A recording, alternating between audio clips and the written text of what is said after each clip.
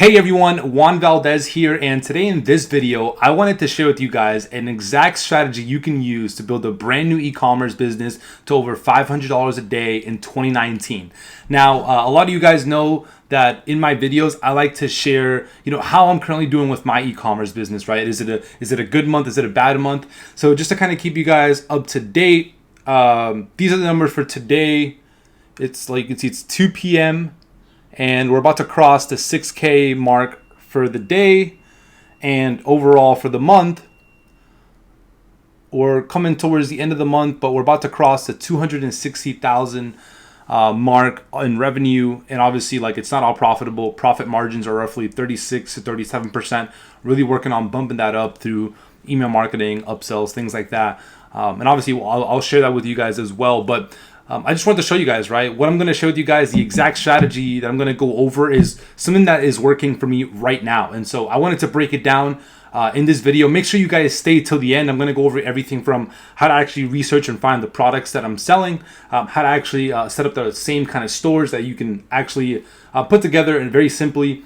And also how I'm actually getting people to come to my website and see the great products that I have to offer. So make sure you guys stay till the entire video. And of course, if you get any value, I'd appreciate if you drop the like. And if you feel comfortable enough, join the family, stay tuned. I'm always dropping videos here going over, up-to-date strategies when it comes to e-commerce or business or just marketing overall. So we'll just get right into it. So the first thing that I typically like to start with when I'm talking to anyone, whether it be clients or students that we work with inside of the e-com incubator, is really narrowing down the product, right? That's really one of the most important things because, of course, you have to, in the game of e-commerce, there's no longer a need to try to just shove products down people's throats, right? There's already people that are interested in getting products to make things faster, to solve a problem with the product, or just buy a product that they're, passionate about because it's connected to some kind of passion of theirs or some kind of hobby that they're into, right? And so because of that, it's not really that difficult for guys like you and I to get into the e-commerce space and find these products that people are actively already looking for. And so that's what I really focus on. So the first things I wanted to kind of clarify for some of you guys that may be thinking okay, what products do I sell? So typically, you want to look for products that people are already showing interest in and that are already selling, right? A lot of people make the mistake of coming into the e-commerce space and thinking that they need to invent a brand new product or find products that people aren't already selling to get results with, when in reality, I take a different approach. I actually like to verify and make sure that other people are already selling the products that I'm planning on selling, because it means that the market is definitely interested in the products that I'm going after. And so that's one of the biggest things. I know that it may sound like super simple and it may not even be really believable, but that's one of the things one of the criteria that I kind of go for when I'm actually doing product research. Now, ideally, if you're just getting started, you don't want to take too many risks with the kind of products you test. I would focus on one specific kind of area for products, and that would be mainly on problem-solving products. People are always looking to get different problems solved by products or services, and so I think that's one area that it's probably going to be the easiest when you're first getting started to get results in, compared to perishable products or passionate products. So ideally, you want to find products that can either save people time, save them money, make things easier, etc. So typically, why? Because again, those products people are always in the market for. If you think about yourself, obviously there's a lot of things that you'd want to be easier for yourself, whether it be like a recent product I saw. It's like a portable iron, right? It's like a clamp iron. You put it on your clothes and you can actually iron out your clothes without needing the big, typical iron that you use and you have to carry around, or not even actually carry around because you can't carry them around. And so this portable iron allows you to iron your clothes, and it's super portable. You can literally keep it in a bag or keep it anywhere with you. It's like this size. So that's just a quick example. One of the things you also want to make sure you keep an eye out, though, is that the product isn't easily found in stores. If it's a product that people can just go and pick up at their local grocery store, their local gas station, it's not really going to give people a reason to want to buy it online from you at the time, and they're just going to put it off. So typically, I stay completely away from commodity products like toilet paper, toothbrushes, things like that, because I personally haven't been able to get results with any of those kind of products. So that's just one thing to kind of keep in mind. Now, some of you guys may be asking like, okay, where do I find these products? Where do I do the product research? And there's a few different tools and resources that you can use to do product research. I actually, if you look at one of my most recent videos, I actually did a video going over my exact product research process that helps me consistently find winning products. So I'd recommend for you to check that video out. It goes full in detail, no fluff. It gets right to the chase on how I do product research. So I'm not going to spend too much time going into product research in this video. I'm just going to go over the tools that you can actually use. So I would say my favorite for sure tool to use is Facebook and Instagram. And it's funny because a lot of us, or a lot of you guys that me watch it, you probably spend a lot of time on Facebook or Instagram. I know sometimes I can, depending on like if I'm watching my time or not. But I like to go on there, and what I like to do is make myself an engaged shopper and have ads be shown to me for different products. After you're categorized as an engaged shopper, meaning that you're someone that interacts with a lot of different ads, Facebook now what they do, and Instagram, is that they start putting more ads in front of you, and that makes it easier for me to do product research because now I don't have to go out there and try to find these products. I can just go in and go on Facebook and Instagram and start scrolling through my feed and have ads shown to me for different products, and I can start getting ideas from there. And then what I do from there is I take those products that I see and I start to research them. I'll start looking on Google Trends, which is a great tool. It gives you insights from people that are actually searching for the product on Google. I like to use also AliExpress because you're able to see, okay, how many orders does this product already have? And so I would say for sure that's roughly the strategy that I use to consistently find winning products. Again, I did put together a complete video on just product research. So if you want to learn more about finding products, make sure you take a look at that video. Now, of course, when it comes to products, it is an important part. So I do recommend that you guys get the product research process down, because if you do spend your time, researching products and you choose products that the market has absolutely no interest in, well, you will end up spending a lot of time and effort and money on a product that has no chance of actually doing well or generating any sales for you. So obviously that's what we don't want. My goal is to help you guys avoid any mistakes possible. And so make sure you spend some time on your product research. Now you guys may be asking, okay, well, what kind of store should I set up? Should I set up a general store, a niche store, a one product store? I have seen people do really well with all of those. I think that depending on a few things, which I'll go over, you should determine on whether you should start with a general store, niche store, or one product store. So one thing to kind of keep in mind is that they do both work really well. You just need to understand them both. Like general stores, they allow you to test more products and also test faster. However, they typically have lower conversion rates because, people are coming on there, they're just seeing a bunch of products, and sometimes they can get distracted because there's different categories of products. And so that's one thing to kind of keep in mind, but you're also able to test a lot faster. So it does have its ups and downs. And one of the other things is that there's also typically no emotional connection with the customer because, again, they're just kind of going there and seeing all your different products you have to offer, and then they're either going to buy or they're not. They're not going to really establish any relationship with your store. Now, one product or niche stores don't allow you to test as much or test as fast, but you typically do get higher conversion rates because when you have a one product store or niche store, there's not as much distractions, and typically you're able to build some kind of connection with your potential customer because now they start to see you as the store for that specific product or that specific niche. So that's one thing to kind of keep in mind. For me, what I like to do is I like to start with the general store to test products, and then whichever products I end up getting sales with and that end up converting really well for me, I then transition that product and into its own one product store. And I have seen that work the best for me. The reason why I like to move the product over is because, again, I want to get those higher conversion rates. And so if I can get sales on a general store for a product, when I move it over, I'm typically able to double the amount of sales I can get on that one product store. And that's why I do so. So that's that. Now, as far as store setup, that's super simple. Again, I have videos going over how to set up a store and how to optimize things like that in full detail. So if you want to learn more about that, you can also reference that video as well. It's going to be further back in the channel. Now, for those of you guys thinking okay, how do I actually get people to see the products that I have to offer? That's a great question. And I think not a lot of people spend enough time going over how to determine, how you should be marketing the products that you have to offer, right? And I think that it's definitely something that's pretty important. Now, I think personally that whatever platform you choose whatever traffic channel you use, whether it be Facebook, Facebook or Instagram ads, Google ads, or like Instagram influencers, it should all be determined on how much of a budget you have to work with, right? And the reason why it is because you typically require different budgets for these different advertising platforms. So, for example, for Facebook, I would say on average, you're probably going to need anywhere from like $800 to $1,000 to be able to, get effective results with it. Anything less, it's going to take you a long time to actually see any results. And so if you have less than that, I probably don't recommend for you to start off with Facebook, but you do still want to use Facebook ads at one point in time, because typically Facebook ads is very scalable. As far as like the platform itself, because you can consistently get in front of new people. But the only thing is that you need to learn about creatives and setting up, ads that actually convert, with like ad copy, images, videos, things like that. And, that's one of the main things when it comes to Facebook ads. Now, Google ads, it's a little bit more flexible. I would say you can probably get started with less of a budget. Anywhere from like $500 to $1,000 is recommended. At the same time, Google ads is a little bit easier to learn.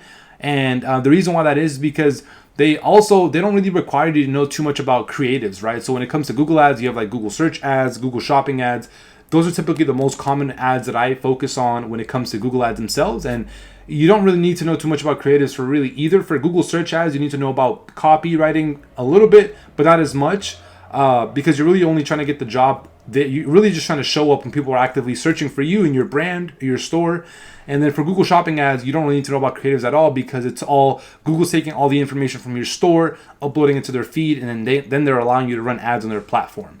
So Google ads is another option that's works really well, actually. Like, we're getting insane results from Google ads.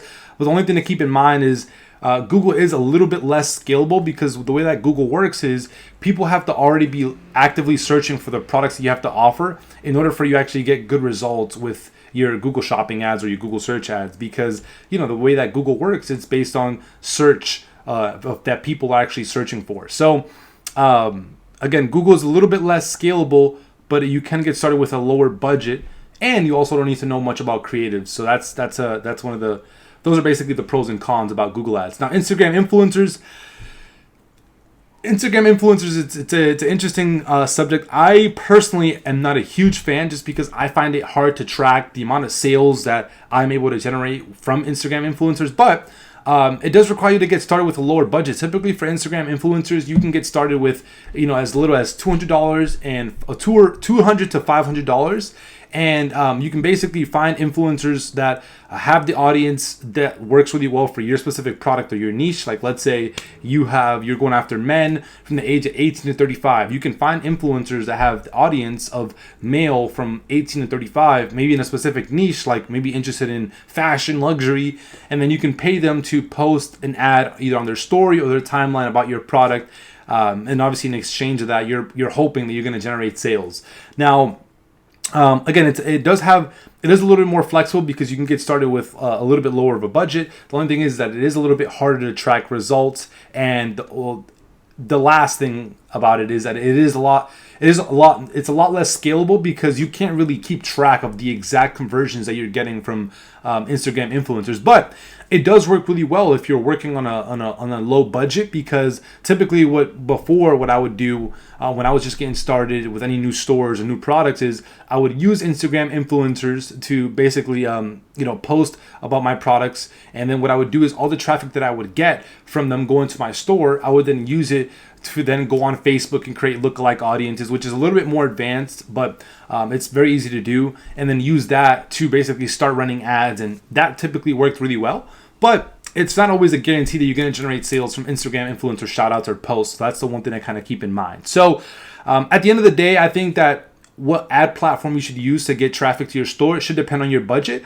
But at the end of the day, if possible, you do want to learn how to use all these platforms, because they do all have their own purpose, and they work really well for any e-commerce business. Like, the results we're getting from all these three combined is insane. Like, we use Facebook and Instagram to get in front of brand new people. Now, for people that have already seen us before that want to get more information, we're running Google ads, because typically people will start seeing our ads on Facebook and Instagram. They won't buy there, but then they'll go on Google, they'll search us up, and because we're showing up first, we get them to convert on there. Instagram influencers works really well one, to generate sales, but two, to also be used as social proof, because when people see that influencers are using your product, it does really help them, kind of get over the, get that, kind of push them over the fence and actually help them end up buying from you instead of, having doubt in regards to buying your product. So that's one of the things. Now, as far as testing these products, right? Let's say it really depends as far as like what kind of budget you have, but typically, like, if you can test with Facebook, I obviously recommend that you do, because Facebook, again, you can get pretty good results as long as you actually know what you're doing. So I would spend some time learning about Facebook ads and then actually trying to test products on there. Right now, as you guys know, as far as the strategy goes, like, everything will be switching over to campaign budget optimization. So that is what I have been using for my campaigns. Typically, for the campaigns that I test on Facebook, I mainly test conversion campaigns. And the reason why is because, again, Facebook is a business, and at the end of the day, they're going to do whatever you tell it to do. So if you tell Facebook, hey, run this ad for me to get engagement, that's what they're going to do. So I want to tell Facebook, hey, run this ad. I want to get conversions, so optimize for conversions. And so that's the objective that I focus on for Facebook. Typically, I spend a good amount of time researching who I'm going to target and who I'm going to go after for the specific product that I'm offering. I typically research different brands, magazines, celebrities, influencers, fan pages, all these different possible interests that I can use to target my ideal customer. And I do this before I launch any campaigns. Typically, people they'll launch a campaign, random targeting, then they'll do the research. That doesn't make sense. Why not do the research beforehand and save you a lot of time and effort and money by testing with audiences that have the best chances to convert? So typically, I start off with anywhere like $50 to $100 a day with my budget. Typically, I break down my campaign where it's one interest per ad set. As far as location, I really start off with the US first, but you can also test UK, Canada, and Australia. That's typically what I do. And I mainly go after Facebook feeds and Instagram feeds. And what you always want to do, Facebook, the way that Facebook works is it likes variations. So as far as the actual ad creatives, I like to test minimum 2 to 3 creatives for every single individual ad set, meaning maybe 2 images, 1 video, 2 videos, 1 image, or vice versa, right? Or maybe 2 images, different copy each, and then another video with same copy, something like that. They're always testing variations, because at the end of the day, one of the toughest parts to kind of get down is the actual Facebook creative, like the actual ad itself, that responds the best to the audience you're going after. So once you get that down, it ends up getting really easy for you to scale with Facebook ads. And obviously, like what we went over earlier, Facebook ads is the most scalable out of the other 3 platforms. So you obviously want to get it down, but if you're having trouble with ad creatives, you can actually get ad creatives made from like a website like Fiverr if you don't know how to edit videos. Images work real well also, but I like to test both myself. So I'll get images, but I'll also find clips online either from YouTube or like other videos I've seen on Facebook, and then I'll edit them or have our videographer edit them, make a combination of all those videos in one video, and I'll use that as an ad. And that's typically, what I do. As far as the time you should wait, I think you should let all ads run minimum 3 to 4 days before you make any decisions as far as like what ad set to kill or scale. And then from there, hopefully, you're able to get at least 1 winning ad set with 1 winning creative, or maybe more. And then you're able to basically increase your budgets and start scaling your way up, from zero. So, that's pretty much how I go about it. As far as scaling wise, after I do find my winning creative, my winning ad set, I do tend to scale. What I'll do is, if I have a CBO campaign, I'll duplicate the campaign, and I'll only keep the ad sets and the ad creatives that are doing really well in that campaign. And then typically, if it keeps doing well after another day of it running, I'd start increasing my budget daily 20%. And obviously, if I'm not getting any results, what I'll do is I'll go back to the drawing board. I'll test some different creatives, and I'll give it another couple days. But if I'm still not able to get results, I typically do kill the campaign. Then I get back to the drawing board and go through the same process I just went through with you guys in this video. Find a new product, test it. Same process all over again, right? Because at the end of the day, it is also a testing game, but you want to make sure you're also testing quality products. So, yeah, I know that was a lot. I tried to fit it all in there. I apologize if I went a little bit faster than usual. I just wanted to make sure I got it all in for you guys in one video so that you can have it. And this is mainly for you guys that are just getting started. So I think that this is a strategy that can work for anyone.